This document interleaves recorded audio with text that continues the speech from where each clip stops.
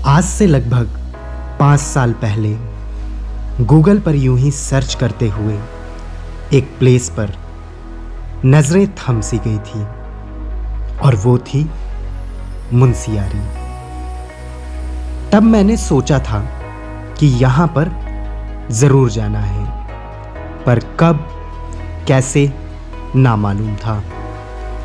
और वो दिन आया 1 नवंबर 2020 को, जब मैं मुनस्यारी के लिए निकल पड़ा।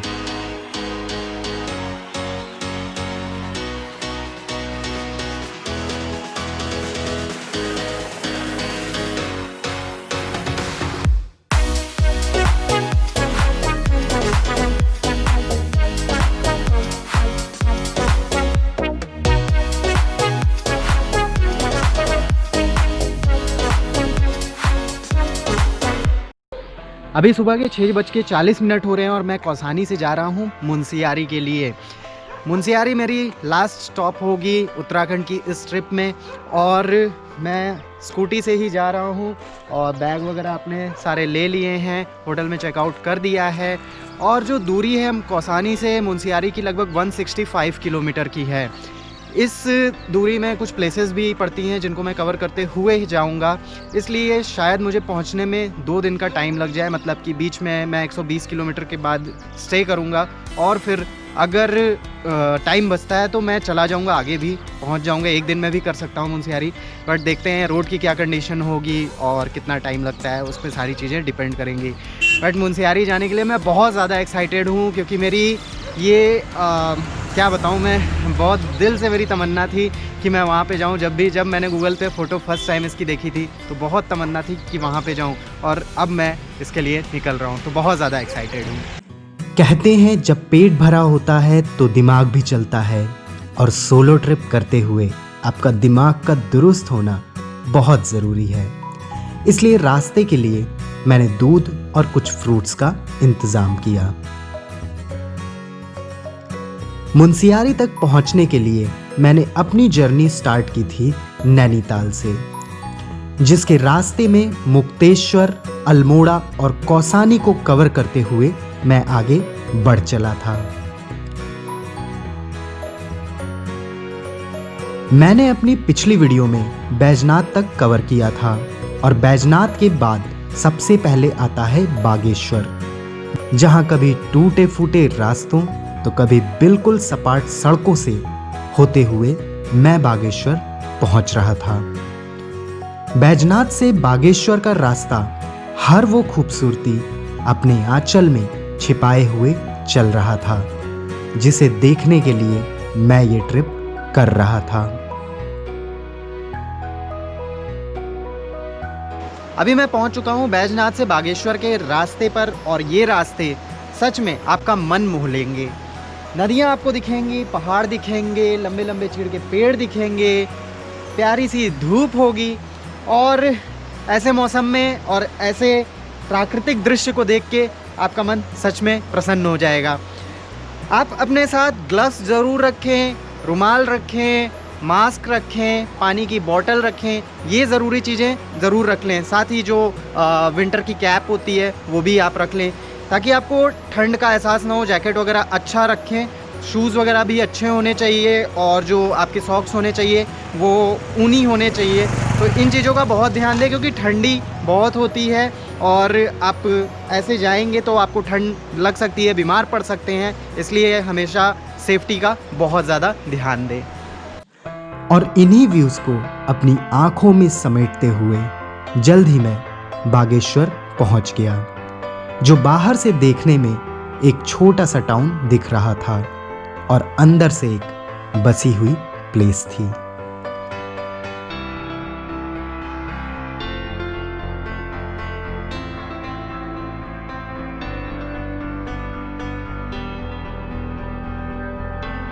बागेश्वर में मैं पहुंच चुका हूं, और बागेश्वर आने के बाद आपको 2 रास्ते मुनस्यारी के लिए मिलेंगे। एक तो ये आपको देख रहा होगा ब्रिज वाला रास्ता, और एक इधर जाता है।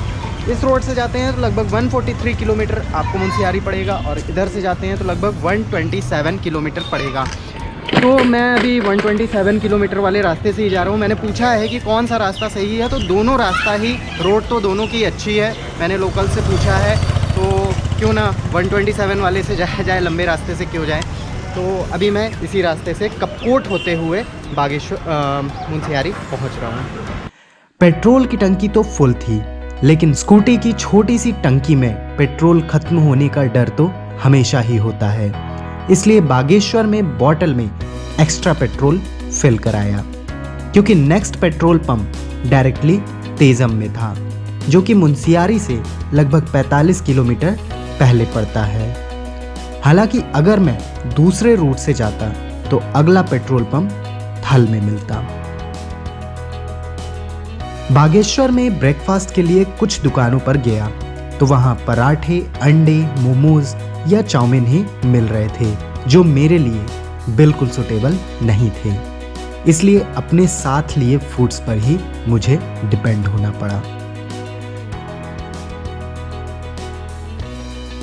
सुबह से मैं ब्रेकफास्ट के लिए एक अच्छी प्लेस ढूंढ रहा था, लेकिन हर जगह वही पराठे, छोले समोसे और मतलब वही तेल घी वाली चीज़ें मिल रही थी। तो इसलिए मैंने जो चीज़ें ली हैं, और हमेशा मैं अपने साथ लेके घूमता हूँ, मैंने ले लिया है दूध का 2 पैकेट ले लिया है, जो कि हर जगह अवेलेबल हो जाता है। बनाना ले लिया है, पनीर रखा हुआ है, और पेट्रोल भी है। हालांकि मैं पेट्रोल पीने वाला नहीं हूँ, तो ये हेल्दी चीज़ें मैं अपने साथ रखा हुआ हूँ। साथ में आप ब्रेड बटर वगैरह भी रख सकते हैं। इन चीज़ों में आपको इनफ एनर्जी मिल जाती है, कार्ब्स अच्छे होते हैं, प्रोटीन होती है, फाइबर होते हैं, तो आपको ट्रैवलिंग के टाइम में प्रॉब्लम नहीं होती है, और आप आराम से घूम सकते हैं। नौसिया वगैरह की प्रॉब्लम नहीं होगी, उल्टी वगैरह नहीं आएगी। तो ये चीज़ें रखेंगे तो आपकी हेल्थ सही रहेगी, और हेल्थ सही रहेगी तो आपको घूमने में भी मज़ा आएगा। अब मैं यहाँ पे एक शानदार व्यूज़ के साथ अपना ब्रेकफास्ट करने वाला हूँ। अब मैं आपको दिखाता हूँ कि मैं ब्रेकफास्ट क्या कर रहा हूँ। मैंने ये लिया हुआ है सरल, जो कि ओट्स, ओट रिंग और कई सारी चीज़ें होती हैं, ये मैंने ले लिया, और काफ़ी हेल्दी ब्रेकफास्ट है मेरा ये। अब इसमें मैं डालूँगा वॉलनट, जो कि मैंने रखा हुआ है, नैनीताल से मैंने लिया था, काफ़ी अच्छे वहाँ पे वॉलनट्स वगैरह मिलते हैं, वो आप ज़रूर ले लें। ये वॉलनट मैंने कुछ डाल लिया। अब इसमें मैं थोड़ा सा डालने वाला हूँ ये प्रोटीन पाउडर, भी मैं हमेशा अपने साथ रखता हूँ, तो इसको भी ज़रा सा मैं हाफ स्पून ये भी डाल देता हूँ। और इसके साथ ही सबसे इम्पोर्टेंट इसमें मैं डालने वाला हूँ दूध। अब ये मेरा पूरा बहुत ही शानदार और बहुत ही हेल्दी ब्रेकफास्ट हो गया है, और ट्रैवलिंग के टाइम में ये सबसे परफेक्ट होता है। साथ ही इसके आप बनाना ले सकते हैं, और आपका परफेक्ट ब्रेकफास्ट यहाँ पर हो जाएगा। तो आप ये चीज़ें देख सकते हैं और सीख सकते हैं कि ट्रैवलिंग के टाइम में भी आप अपनी हेल्थ कैसे मेंटेन कर सकते हैं। पर असली यात्रा तो बागेश्वर के बाद शुरू होती है, जहां बगल में बहती हुई सरयू नदी के किनारे रोड से चलते हुए मन में एक ख्याल आया कि यूं तो नदियां बहुत देखी हैं, पहाड़ भी देखे हैं, और उन दोनों के बीच चलती रोड्स भी, तो यहाँ क्या खास था। दरअसल खास कुछ न था, एक एहसास था जो हर बार हर नज़ारों के साथ अलग और नया होता है, और दिल के एक कोने में जाकर ताउम्र खुद को बसा लेता है।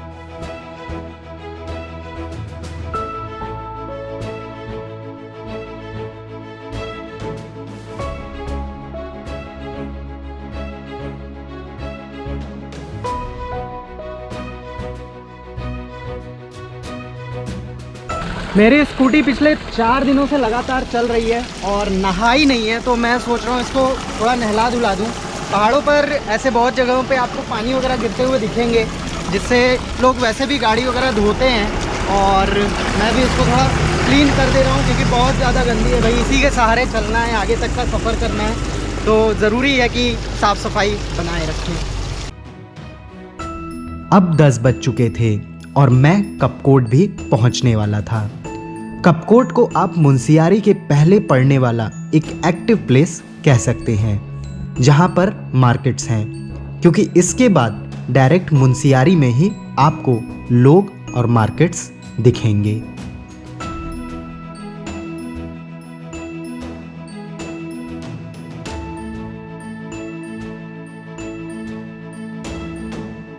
मैं जब कपकोट के बारे में मैप पे देख रहा था तो मैंने इमेजिन किया हुआ था कि एक रोड होगी जिसके बगल में काफ़ी नीचे तक खाई होगी और बगल में लंबे लंबे पहाड़ होंगे, कुछ ऐसा मैंने इमेजिन किया था। लेकिन डिफरेंट है, यहाँ पे थोड़ी जो बस्ती है वो बसी हुई है और यहाँ नदी बह रही है। पहाड़ तो हैं पर दूर पहाड़ है, पर मैंने इमेजिन किया था कि इधर इस बगल पहाड़ होंगे और इधर खाई होगी और बीच में रोड जा रही होगी, ऐसा कुछ होगा।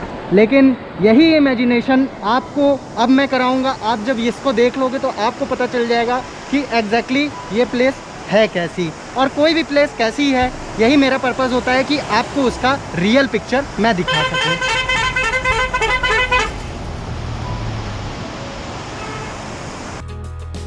पर मुझे अपने इमेजिनेशन में देखी हुई चीज़ों को रियल में बदलते हुए ज़्यादा देर नहीं लगी और जल्द ही मुझे बगल में ऊंचे पहाड़, बीच में रोड और रोड के बगल में गहरी खाई दिखने लगी। अचानक से सीन्स भी बिल्कुल बदल चुके थे और रोड्स काफ़ी अच्छी हो गई थी। हालांकि कुछ जगहों पर लैंडस्लाइड्स की वजह से रोड खराब थी तो कुछ जगहों पर रोड्स पर ही वाटरफॉल बन चुका था।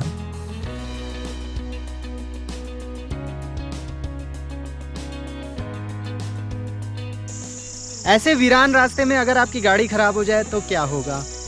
किस्मत की बात है, अभी तक मेरी गाड़ी तो एकदम सही चल रही है और उम्मीद है पहुंच भी जाऊंगा मैं। बहुत से लोग सोच रहे होंगे कि मैं स्कूटी से इतना दूर क्यों जा रहा हूं, तो मैं उनको ये बताना चाहूँगा कि ये एक मिथ है कि आप एनफील्ड वगैरह से ही इतनी लंबी ट्रिप कर सकते हैं। आप आराम से अगर जा रहे हैं तो आप स्कूटी से भी जा सकते हैं और काफ़ी दूर की ट्रिप कर सकते हैं। क्यों बिना बात के पैसे खर्च करने, जब आप इससे जा सकते हैं और इसमें आप लगेज भी आराम से रख सकते हैं और सीट्स भी बड़ी होती हैं तो आप आराम से ट्रैवल कर पाएंगे। और स्कूटी केवल इतना होना चाहिए, या फिर कोई भी गाड़ी हो, उसको ज़रूरत होती है कि अच्छी सर्विसिंग की। अगर सर्विस अच्छी है तो आप बहुत दूर तक उसको ले जा सकते हैं और स्कूटी से ही मैं जा रहा हूं और अभी तक कोई प्रॉब्लम मुझे आई नहीं है। और जो लोग सोचते हैं कि एनफील्ड वगैरह से ही जाया जा सकता है तो ऐसा नहीं है, आप इससे भी जा सकते हैं। हालांकि रास्ते में अगर गाड़ी ख़राब हो गई तो आप कुछ कर नहीं सकते हैं, वो चाहे एनफील्ड हो चाहे स्कूटी, आपको पैदल ही आगे या पीछे कहीं ना कहीं ले जाना पड़ेगा। रास्ते में कुछ छोटे छोटे विलेज पड़ रहे थे जहाँ कोई दिख भी नहीं रहा था और कहीं पर भी ना खाने का अरेंजमेंट था और ना ही रहने का। इसलिए अब डिसाइड किया कि आज ही मुंशियारी पहुंचना है और अब थोड़ा कम रुकना है क्योंकि 12 बज चुके थे और मुंशियारी 100 किलोमीटर से कम दूरी पर रह गया था। अभी रास्ते में हल्की हल्की बारिश होने लगी है। स्कूटी आप देख रहे होंगे भीगी हुई है थोड़ी सी, और चल रहा हूँ तो थोड़ा और तेज़ लग रही है और इसीलिए रुक गया हूँ। धूप भी है यहाँ पे, पर आप देखेंगे मौसम बहुत डिफरेंट है। इधर धूप है, उधर आप देखेंगे बादल है, बारिश भी हो रही है। क्या ही बताऊँ मैं, थोड़ा सा रुकना पड़ रहा है। मेरे पास कोई ऐसी चीज़ भी नहीं है कि मैं अपने आप को, मतलब रेनकोट वगैरह नहीं है, तो चलेंगे ऐसे ही, देखते हैं, या फिर मैं वेट करता हूँ बंद होने का बारिश का। पर यहाँ पर कोई ठिकाना नहीं है, कब मौसम बदल जाए, कब बारिश हो जाए, कोई ठिकाना नहीं। मुंशियारी के रास्तों के लिए जो मैंने अपने माइंड में इमेज बना रखी थी, फाइनली अब वो मुझे दिखने लगा है। जो यहाँ पे बगल में पहाड़, बीच में रोड और इधर पूरी खाई, तो जो मैंने इमेजिन किया था वैसा यहाँ पे देखने को मिल रहा है। और रास्ते अभी थोड़े कहीं ख़राब हैं, कहीं अच्छे हैं, और मैं अभी पहुंच चुका हूं। शामा एक जगह पड़ती है, वहां तक पहुंच गया, उसको क्रॉस ही कर लिया है। और तेजम मैं सोचा था कि तेजम पे मैं स्टे करूंगा, लेकिन मुझे कहीं यहाँ पे स्टे करने के लिए कोई भी जगह नहीं दिख रही है और मुझे लगता है कि मैं मुंशियारी तक आज ही पहुँच जाऊँगा, क्योंकि अभी लगभग 12:30 बज रहे हैं और मेरे पास अभी लगभग 6 घंटे का समय है। तो यहाँ से जो दूरी है मुंशियारी की, अब वो 90 किलोमीटर से भी कम रह गई है। तो आई थिंक मैं कवर कर लूँगा, क्योंकि रुकते रुकते मुझे जाना है, इसलिए थोड़ा सा टाइम लगता है। बाकी अगर आप जाएंगे तो इतना ज़्यादा नहीं रुकेंगे, क्योंकि मुझे शूट भी करना होता है, इसलिए थोड़ा ज़्यादा टाइम लगता है। बट ओवरऑल मैं चल रहा हूँ और उम्मीद करता हूँ कि आज मैं पहुँच जाऊँगा। लेकिन जल्द ही मेरी उम्मीदों को झटका लगा, क्योंकि रोड सब काफ़ी खराब हो गई थी।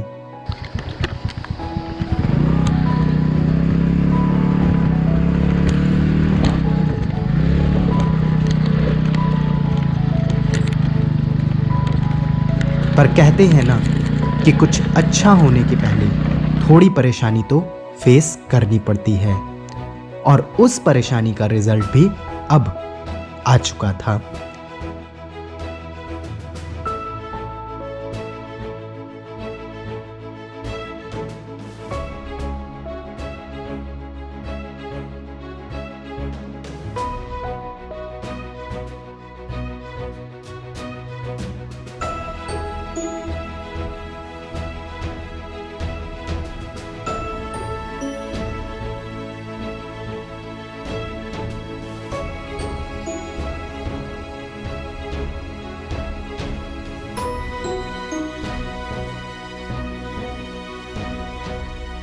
मुझे नहीं मालूम कि मुंशियारी में कौन सी प्लेसेस होंगी और कैसी होगी, लेकिन जो मेरी रोड ट्रिप है वो बहुत ही अमेजिंग है। इतने शानदार नज़ारे, मतलब लाइफ टाइम एक्सपीरियंस है ये। और मेरा सपना था कि मैं मुंशियारी जाऊं और मैं जा रहा हूं, जो कि बहुत बड़ी बात है। और मैं पहुंचूंगा जल्दी तो मेरा वो सपना पूरा हो जाएगा। फ़िलहाल मैं अपने सपने के करीब पहुंच रहा हूं और इन वादियों को देखते हुए अमेजिंग है। मेरे पास वर्ड नहीं है कि मैं क्या कहूँ। बहुत ही खूबसूरत व्यू है यहाँ पे, बिल्कुल शांत है, एकदम लग रहा है प्रकृति की गोद में आकर मैं बैठ गया हूँ। सच में बहुत बहुत अमेजिंग है। मुंशियारी की यात्रा यूं ही जारी रहेगी अगले एपिसोड में, जिसमें मैं आपको यहाँ पहुँचने की कई सारी बेसिक इन्फॉर्मेशन के साथ मुंशियारी घुमाऊंगा। वीडियो आपके दिल को छुई हो तो लाइक, शेयर और सब्सक्राइब ज़रूर करिएगा।